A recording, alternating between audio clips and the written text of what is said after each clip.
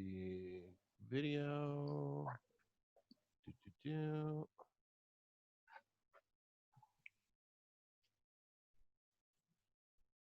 You are good to go. All right.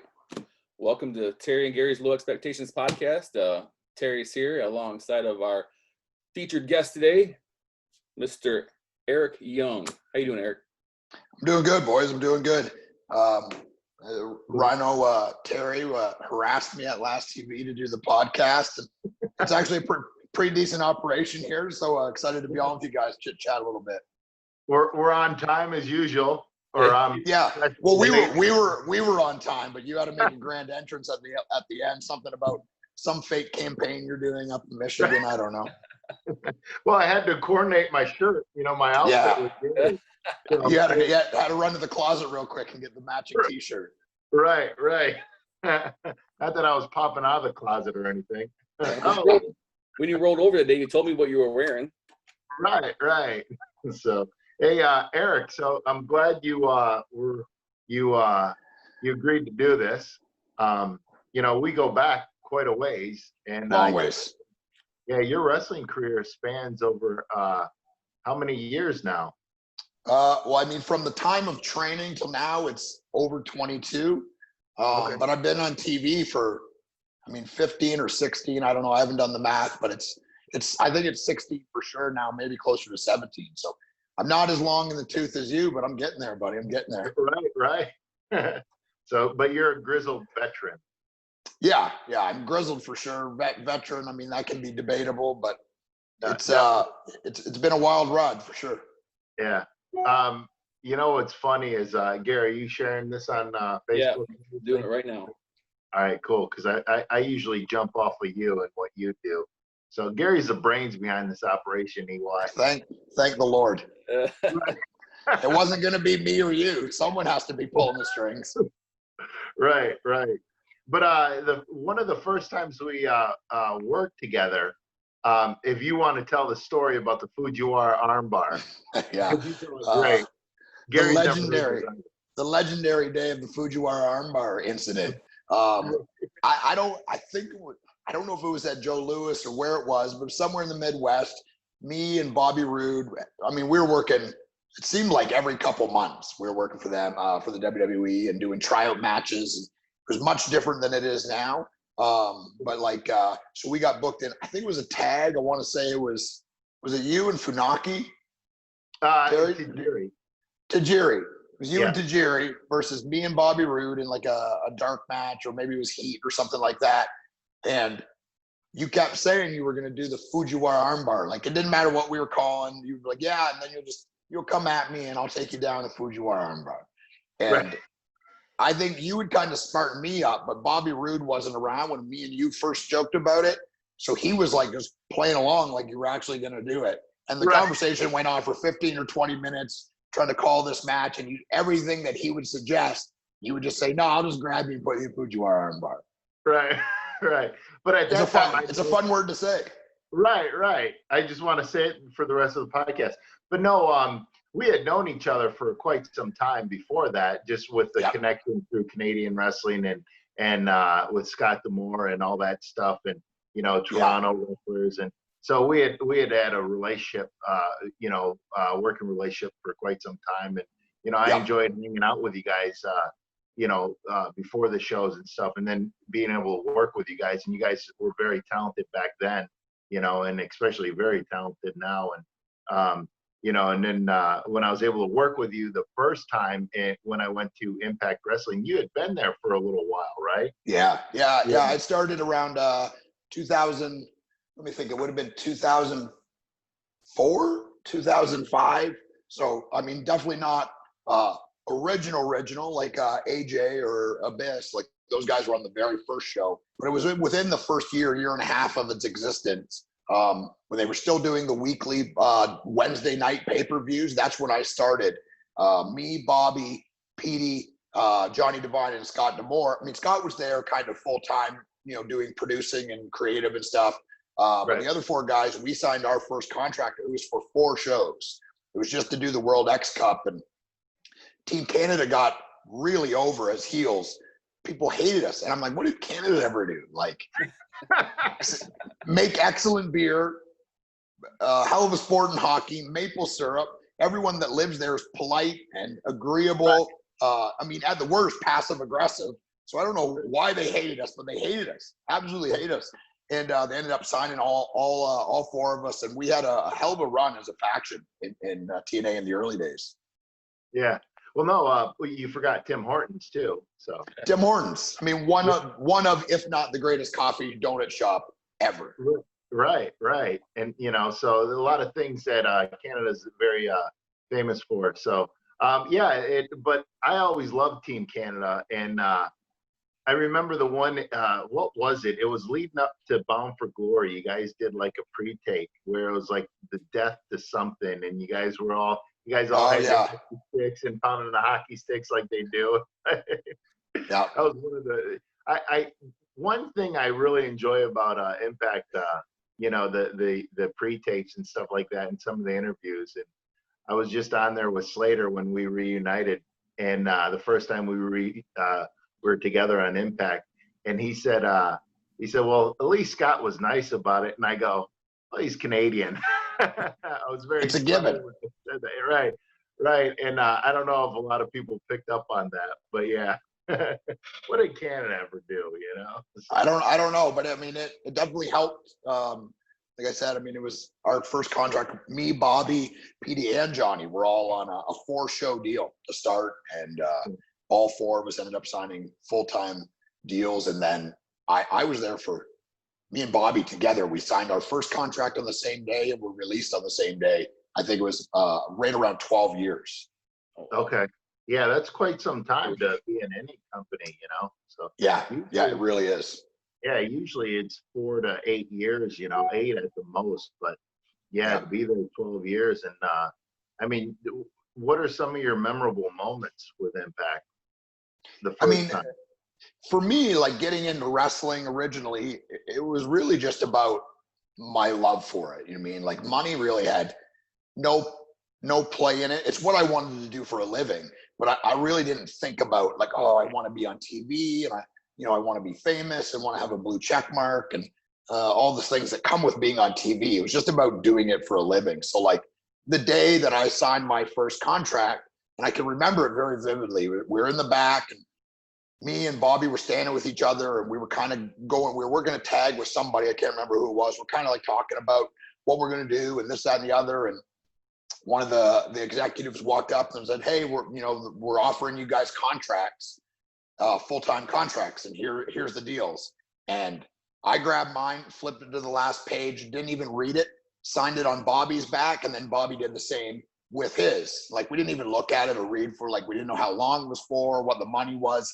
At that point, you didn't care. And that, like, for me, that's like, at that moment was my crowning achievement. I mean, like, that's all I ever really wanted was to be able to say, I wrestle for a living. I'm under contract with a televised wrestling product that is worldwide.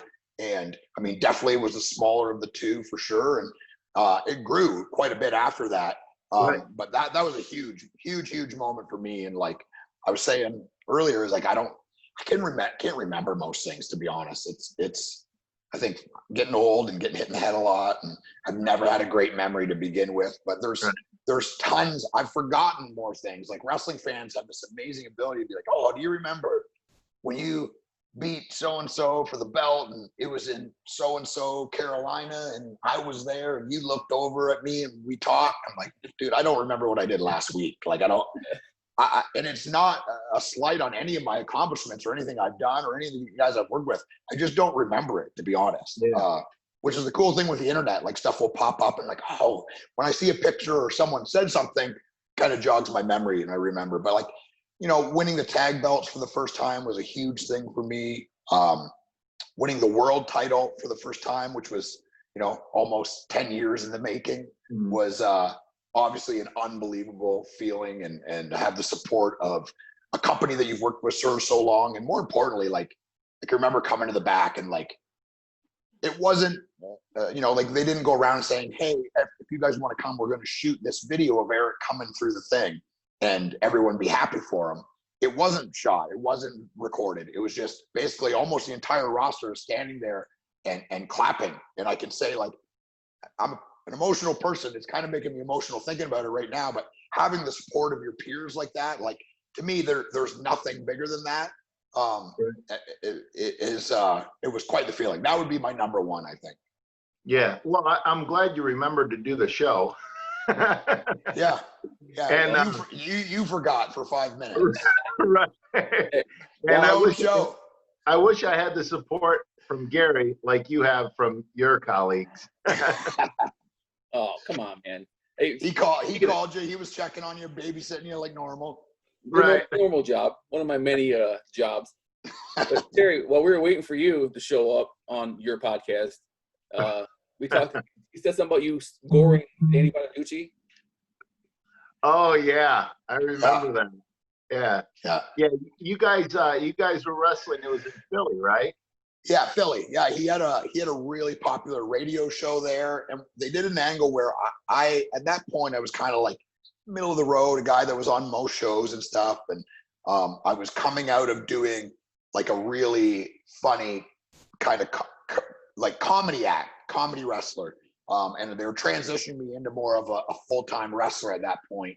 And I went in and I was doing the media, and it was all kind of like this like work shoot where like me and him kind of knew that we were going to do something, but we didn't know what, and we didn't smarten anyone else up except for Jeremy Borash, who was the person with me.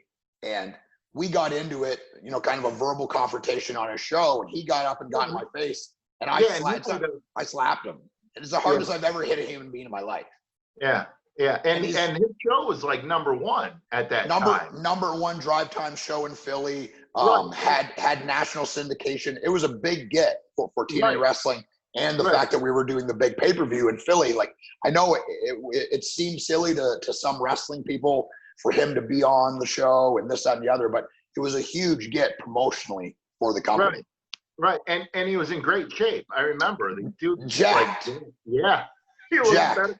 I think I said something in the locker room. I go, he looks better than most of the guys in the locker room. He looked better than me. I mean, I was almost, I'm not a big guy, and I was almost double his size. And I think he was 60, he was 63, I think, when we did that match. And I beat the hell out of him. I beat up a senior citizen. Yeah, but I mean, he didn't look like it, and he didn't move it. Like, he was doing doesn't he do like at that time? I think he was doing a lot of stretching and stuff. Like he put his his leg over his head. He was very into fitness and all that stuff. He was jacked. Really into martial arts too. I know that had been a big part of his life. Right, and I remember, and I told you this, and he wanted to go out there, and he wanted to like rip his shirt off or something, take off his jacket, and then he wanted to like literally cut himself open, on his chest before the match. Like that was his gimmick, right? Like he's like, and he's a lunatic. right, in a good way, way.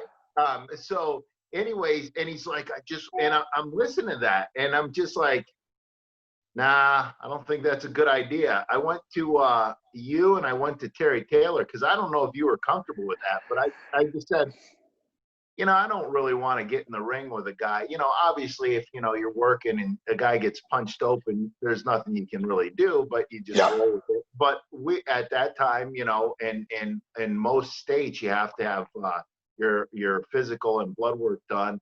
And at that time, he wasn't part of the roster, so he didn't have it done. So I'm like, well, there's a concern right there, So I think he wanted to do it, and then Terry Taylor had to go to him and talk him out of doing it. It's like, hey, we appreciate all you're doing with us and working with us, but you can't. Especially, in Pennsylvania, I think the commission there frowns upon that. But I think it's a pretty tight commission. But he was like, it's hard to explain. Like part of his gimmick or on-air persona had become, he was this lunatic, kind of crazy person. He had the show. I mean, it was a Partridge Family or whatever. Then he had that reality show, and like he's taking drugs and like doing all this crazy stuff. And that was his niche. I mean, he knew that people viewed him as the crazy person. So he did things on air and on the pay-per-view and on his radio show that supported what people thought. Right. It made him relevant. I mean, he's a multi-millionaire because he understood, okay, this is my gimmick, and now I'm going to do things to make people think that it's true. I can say that, like, behind the scenes, and like, very respectful guy, Oh yeah. hardworking, super intelligent, but he was nuts. He would do things, whatever, to get people to talk. So right. Yeah, and like he was great, really respectful, like you said, but like very well spoken. But yeah, like you said, that was his gimmick. People, now if he believed his gimmick, or if he, he believed it 100%. Okay, so obviously he was doing that just to put over the crazy thing. But I just I remember that, and I'm listening to him, and I'm like, yeah, I don't think I'll be part of that. So, but yeah, I was a little hot when I talked to you guys. I'm like, I'm not gonna be fucking part of that. Yeah, we both beat up a senior citizen that day. Right. Well, hey, he didn't look like the gore. What's that? How did he take the gore? Was it Oh, great. Yeah? I remember watching the whole thing, and I thought it was great. And you guys, worked well together, and obviously being the ring general, in that match, and at that time, I thought it came across really well, and it was really, really good for Impact. Cool experience for sure. Yep. Yeah. Good old Philly, man. So Eric, where did you go from TNA? Went from after the 12-year run with them, went to NXT with Triple H. He had saw some stuff that I done, and after I left there, they had contacted me about, was I interested? I didn't really know at that point. I was doing some television stuff too at the time, and I was just kind of like done with TNA at that point. It was I kind of done everything I wanted to do there. Management there was going a different direction. Things were definitely on a downward spiral. I saw that coming. So I knew I wanted to move on, whether that was wrestling somewhere else, wrestling overseas, wrestling for the WWE. It was just kind of time for me to move on, and I did. And right away, there was an opportunity with NXT, which at that point was the hottest thing in wrestling. Like, I wanted to go to the WWE and wrestle on Raw, but at the same time, like, being part of NXT, like, that was the hottest product in wrestling at the time. So I was definitely excited to be part of that. Went and chatted with Hunter. Yeah, it went great. A guy that I owe a lot to. I could say that me and him still have a very good relationship. Always very respectful and kind and open and honest. And I mean, that's just not the case with everybody there, as Terry knows and as I know. But had a really good run at NXT, tag team champions, match of the year in a group called Sanity. And we were one of the main acts on NXT. And then we got called up, and then didn't go well from there. When did you start in NXT?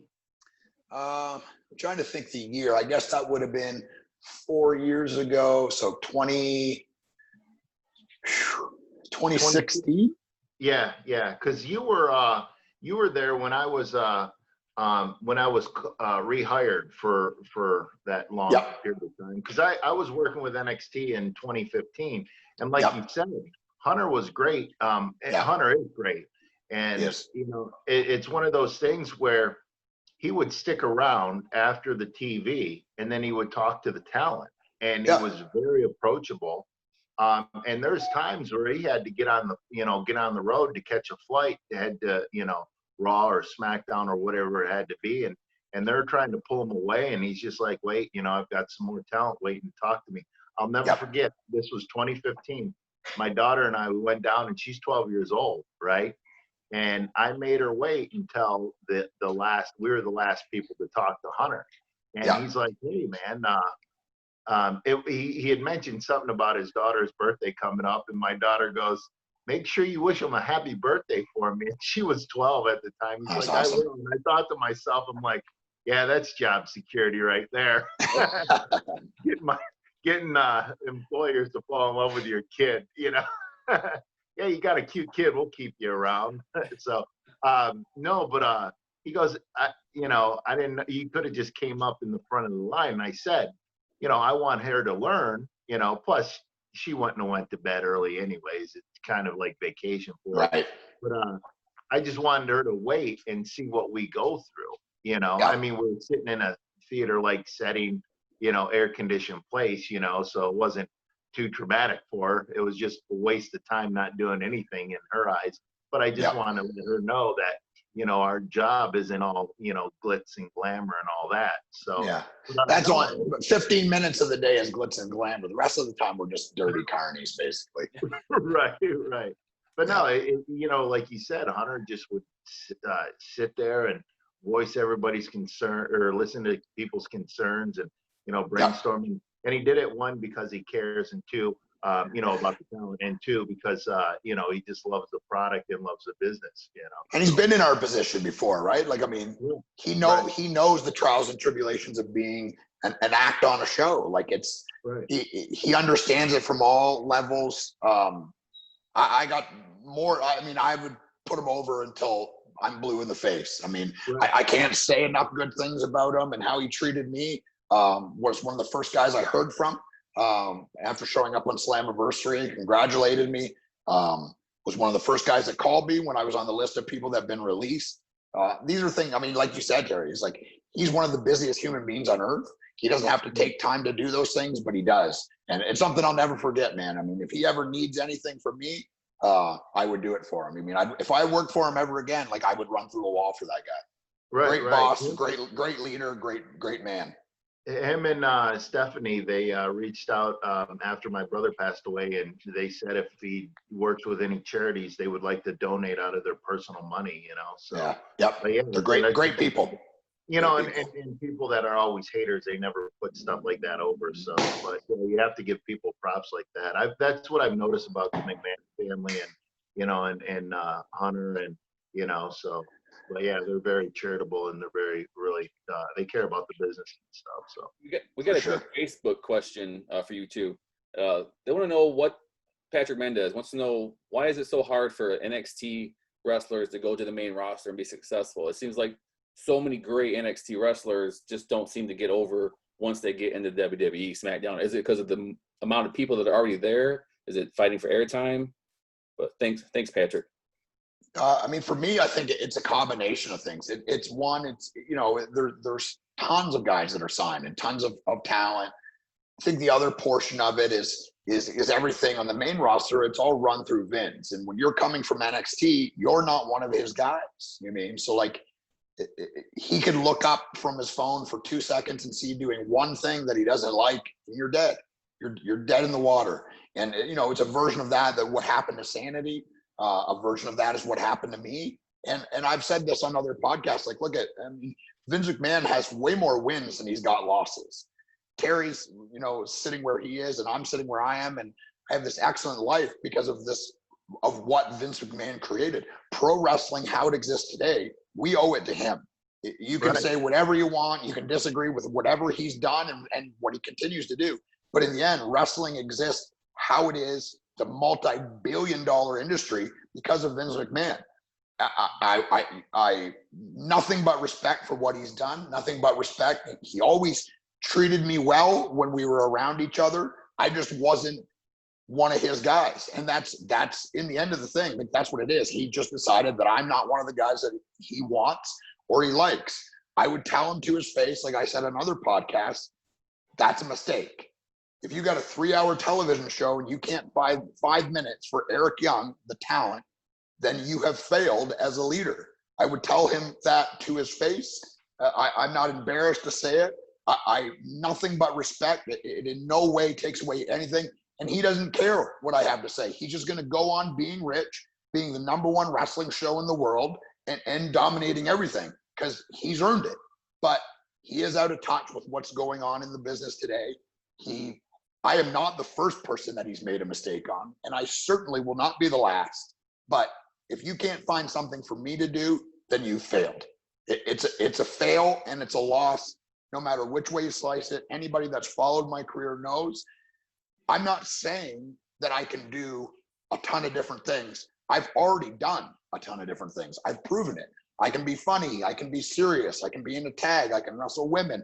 I can be in the opening match. I can wrestle cruiserweights. I can wrestle heavyweights. I'm not saying I think I can do it. I've done it. I've already done it. and I've done it at the highest level possible outside of the WWE. So yeah, it's a fail. It's a massive fail for him not being able to find a spot for me. Would I still be employed there if COVID didn't happen? 100%. I do believe we would all still be there. But this is the world we're living in. And times are wild, and I've got fate tattooed on my right arm, and everything happens for a reason. I don't take it personally. I'm not bitter. Everyone says that all the guys that got released and are talking about it. People are asking us about our experience. I'm telling you about my personal experience. It's not the same for everybody. My experience is I do everything right. I'm a great employee. I'm an ultra talented performer, and they couldn't find something for me to do. That's a fail, plain and simple. It's not personal. I don't think it's personal. I don't think he has any problem with me. The 2 or 3 times that we talked, very respectful, very open, and if I was willing to wait in line for 4 hours, I could talk to him whenever I want. I'm a 40-year-old man. I'm not going to wait in line for 4 hours waiting to talk to somebody. Sorry. Right, That might be stubborn on my part. But that's okay. I've just got beliefs, and I believe that I shouldn't, as a talent, as a person who's been on type TV for 16 years, I've earned not having to wait in line to talk to somebody. So right. That's the way I look at it, right or wrong. Well, I think I think there's a combination of things. I think there is a lot of truth to, because when you're coming from NXT, they see a different vision. Like with who's ever booking and running that, and Hunter, has a great influence, and that's it speaks in volumes on that product and the success of that product, and like the different pay-per-views they have. And then I think what happens when a lot of guys go up from NXT, the writers sometimes are afraid to write and push and get in the corner of a talent, whether it's male or female, because they're afraid they'll piss Vince off. So I think they're protecting their bit, right? Right, which is understandable, but I think that was the product, because and like you said, you'll tell Vince right to his face, that you failed, and he likes stuff like that, because he'll explain why, or he'll ask you to explain why, and and sometimes you have to do that. And I would reach out to different guys. Yeah, I just couldn't wait in line to talk to Vince. It's just like I would address talent, on an individual level. Like if I see someone screwing up, I'd pull them off to the side. Or if I see someone going through a hard time, where they might not wear it on their face 100%, but you can see that something's bothering them, and then I'd go talk to them, or I'd explain, go stand in line, talk to Vince, or if something's bothering it might be a personal thing, and I'll talk to them about that, try to help them out. Because that's the great thing about talent, Gary, is in our business, guys like EY and myself, we've seen a lot of things, in the wrestling business, and we've experienced a lot of things in life, whether it's marriage, family, and stuff like that, and we can help out the younger talent. And that's why it's very important for guys like us to become producers, what they call now, is because you can't just hire someone out of college. You've got to know the structure of the match. You got to know what it's like to be in the ring.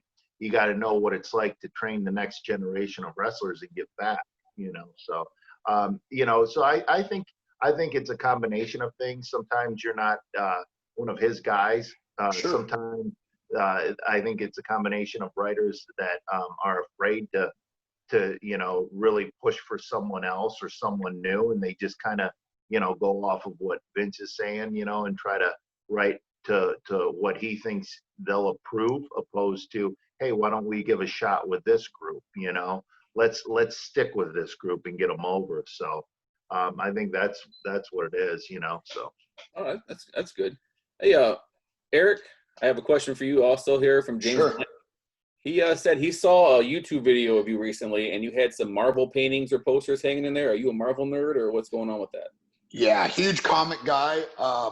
Have probably 20 or 30 long boxes stashed away in closets and stuff here. Been into comics my whole life. Did role playing games. The Avengers. It's an oil painting. That's my guy. Yeah, it's huge comic nerd. have been my whole life, will continue to be.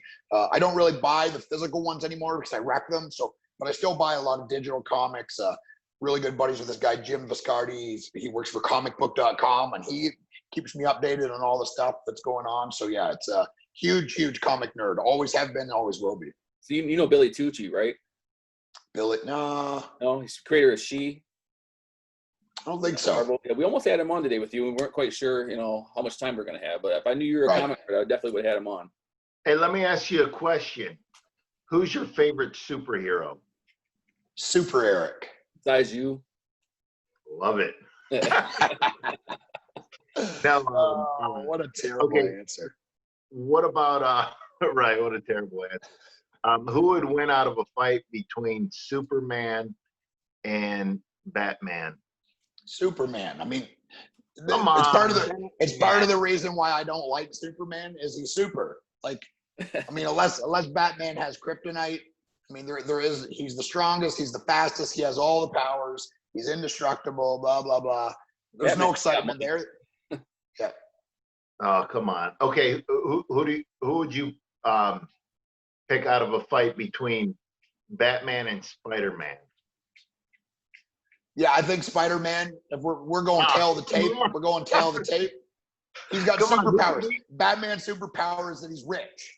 Yeah, you know what? That's not a power. Crap. That's horse crap. He's got hidden superpowers somewhere. You think a rich guy could do all that? No, he can't buy all the. He's hiding his superpowers. He's not telling the world because then you'll know what his kryptonite would be. He's fooling all of us, but come on. This week in Rhino's Comic Corner. Yeah.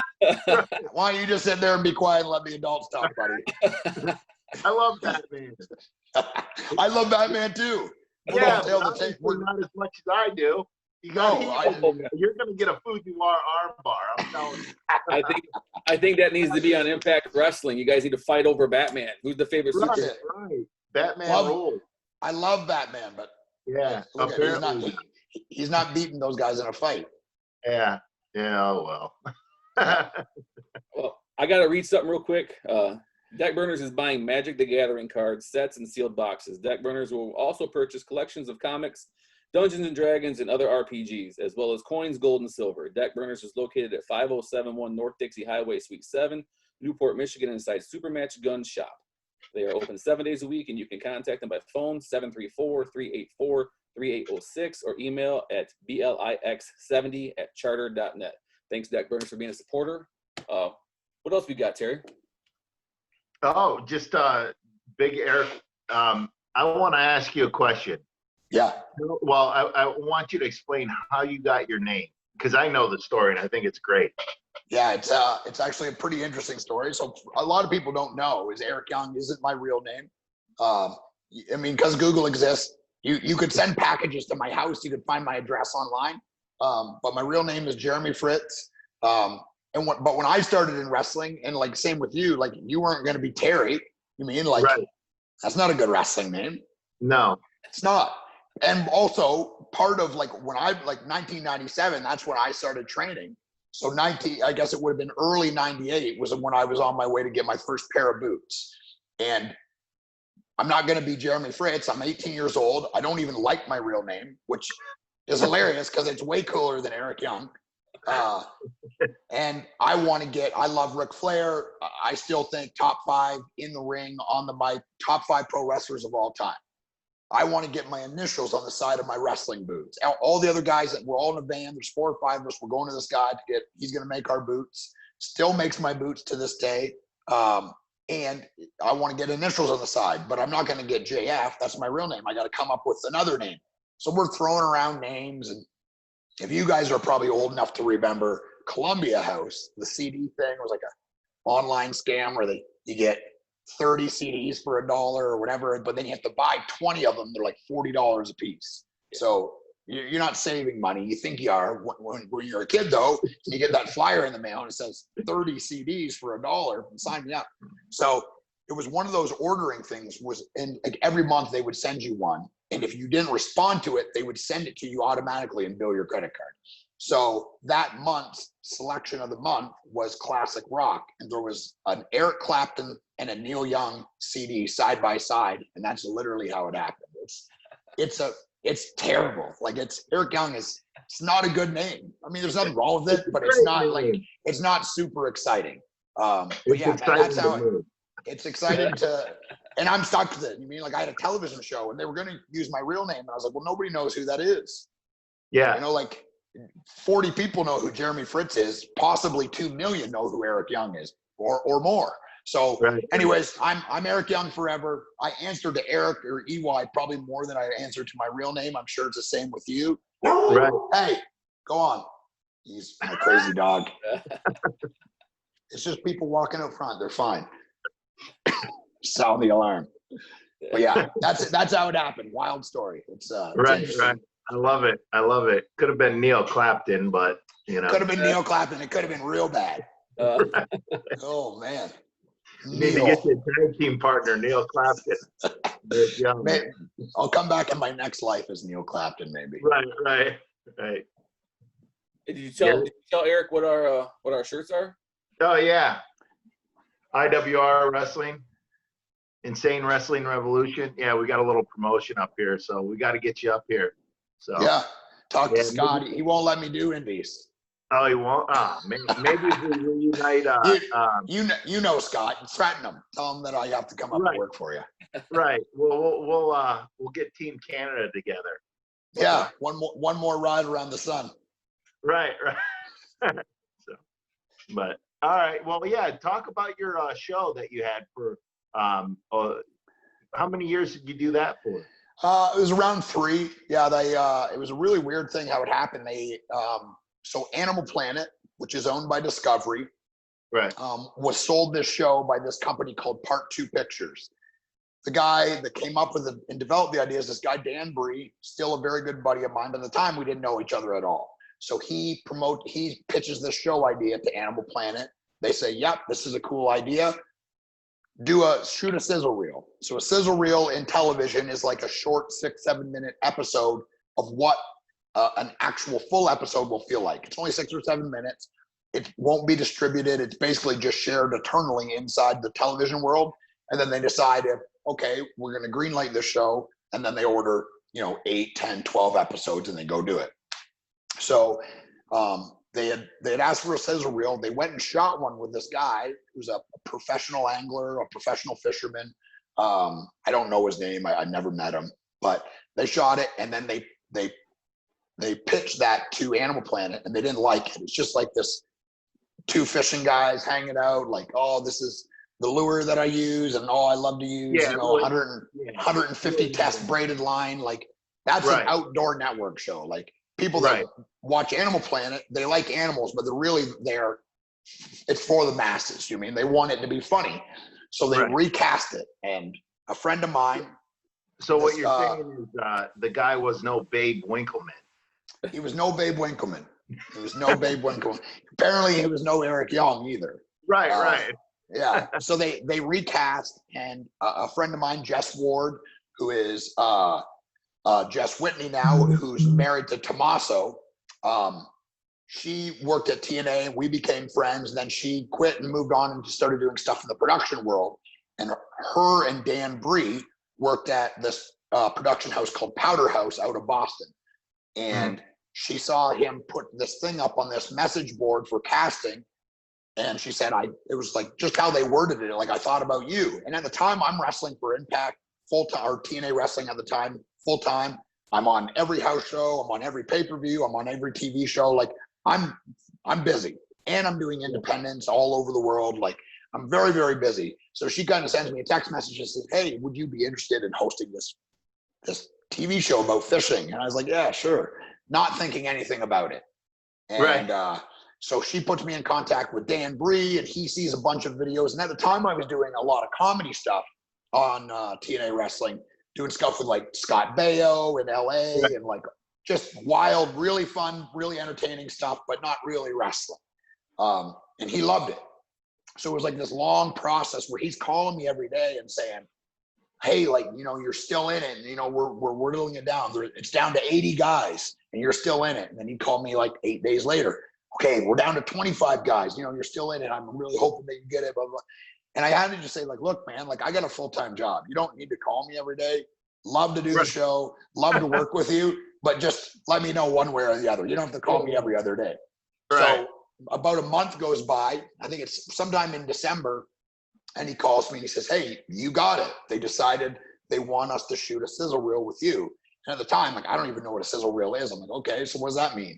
It's like, well, we're going to go up to Boston and we're going to go with this ex-Marine, this guy that does this skishing style of fishing where you're like in a wetsuit and the current pulls you out into the ocean and wild, just crazy stuff. So we went and shot the sizzle reel. Took us about a day. They passed it around eternally. Animal Planet fell in love with it. Now, typically when you do a pilot series, it's 6 to 8 episodes. But they loved it so much that they ordered 12 right away. So nice. We went out and started shooting right away, and we were still shooting the first season when they renewed for the second season, another 12. So we did 24 episodes of that, and just crazy, like catching sharks from paddle boards. And I caught a 360-pound Goliath grouper, a hand lining, scuba spear fishing, just all over North America and Hawaii, like Hawaii, Mexico, just an unbelievable adventure. An unbelievable moment for me in my career, really kind of put me on the map as not just a wrestler. Right. So yeah, it was, I mean, I was working wrestling full time and doing the show. So like we would shoot the show for 7 or 8 days. Then those guys would all fly home for 2 or 3 days and change out their gear and see their families and stuff. I would fly to wrestling. So Right. like my days off were spent getting punched in the face and thrown over the top rope by you and Samoa Joe. So I was definitely burning it on both ends. And in the madness of all that, me and my wife got married in Vegas, and like she flew to Vegas on her own, and then she went home by herself and carried my bags, and I went to North Carolina to ride a jet ski 80 miles or some god awful thing. But it was amazing, man. The show was very popular. I still get messages almost every day about it. They just we ran out of things to do, and there was a decision to do another season, but it would have to be international. And I was wrestling full time and making pretty good money, and the TV was great money too, but it's just so fleeting. You mean, like, who knows? Like, I did that. I was the chosen one at Discovery for 3 years. Like, I'm hanging out with Oprah backstage and like chatting with Morgan Freeman, and I'm doing an on-stage presentation with the CEO of Discovery. To fast forward a year later, I'm not even employed by them anymore. It literally can happen that quick in television. So, but yeah, it was an amazing experience, like absolutely amazing. And then we did another one called No Limits that was the same style of show, but it was all kind of like extreme sports. I did like downhill snow kayaking. I did rocket powered street luge. At one point, I don't know, this is 2 or 3 years ago, but I was ranked number 2 in the world for the fastest street luger in the world. The guy I learned from had set the record at 166 miles an hour, and I learned how to do it on like a Thursday afternoon, or Thursday morning, and by Thursday afternoon I went 135, which made me second fastest time trial in the world. So wild experience, man, crazy. Right. Yeah, that's pretty cool. Yeah, I know the show was very successful and stuff like that. Yeah.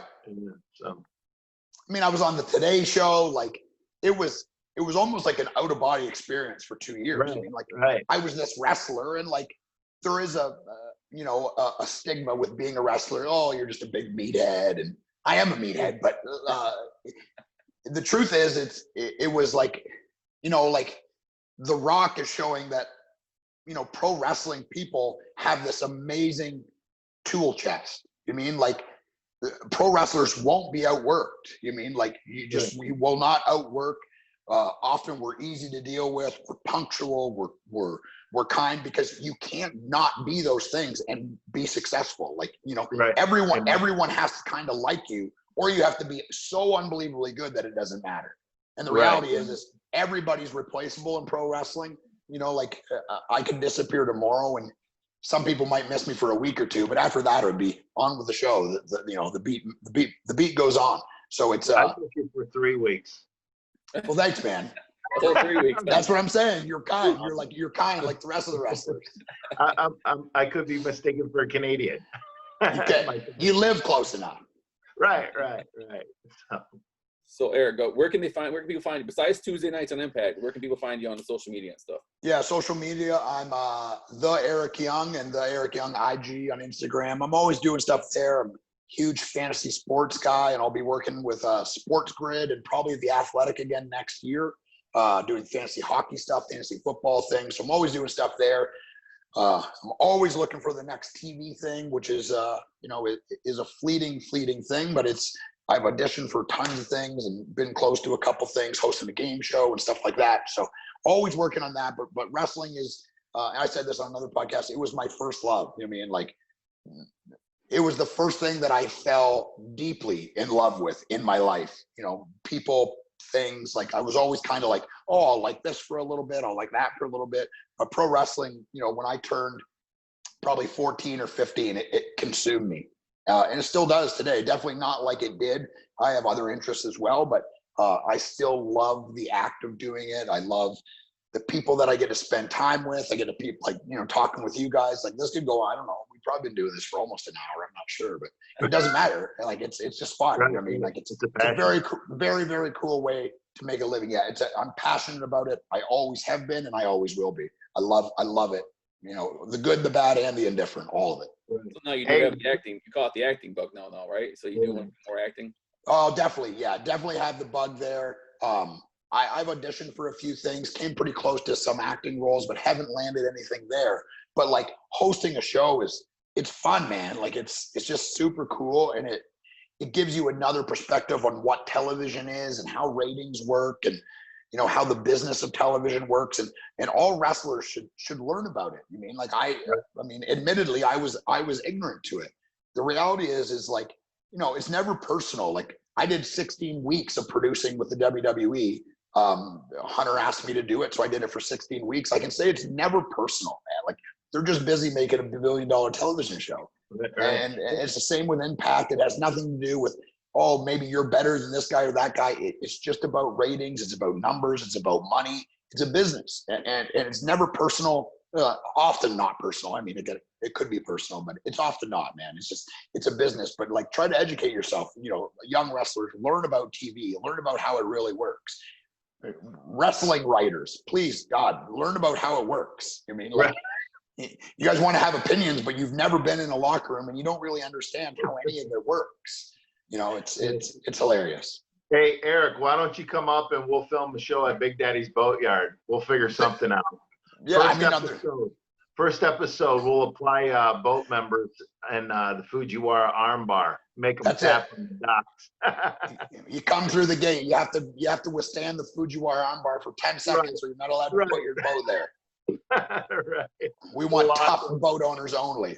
Exactly. We'll lock that son of a bitch in and make them tap. I'm sure there's a bunch of characters there. I mean, there is. Man. Look at you. You're a boat owner. Right. You thought the locker room was full of some funny, talented human beings, and with wonderful personalities. You should see you see it. Yeah, it's pretty entertaining out on the docks, man.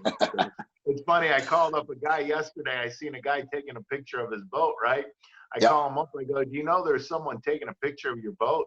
And he goes, yeah, it's my brother-in-law. Shoot him. I don't know if he was serious or not, but I didn't shoot the guy. Did you shoot him? Well, no, I didn't shoot him. It's a golden opportunity. Right. I go, but hey, that's not out of the realm of possibilities, but I don't know if shooting them is the way to go right now, So. But yeah, we'll, hey, thanks for coming on. And that was thanks fun, for man. taking an hour of your day. Sorry I was a little late. Gary, is there anything you want to add before we jump off here? Well, I want to make sure everybody knows what August 4th is before we leave. Right. August 4th is here in Monroe Township. In Michigan, we're doing the primary election. So if you're watching and you're in Monroe Township, please vote for Terrence Guido Guerin. That's you. That's him. Yeah. This is alter ego. Was taken, so I couldn't use that as a wrestling name. That would have been all right. But Terry. Well, hopefully we all get together soon. I appreciate your time, Eric. Thanks for coming on. Thanks, Terry, for setting it up. And make sure to tune in. We'll have the podcast up on iTunes, iHeartRadio, Spotify, and YouTube here real soon. And thanks for tuning in on Facebook. Yes, and always thank you to Podcast Detroit. Thanks, Dave. Thank you, Dave. Always happy to help, guys. Thanks, Dave. Thanks, Eric.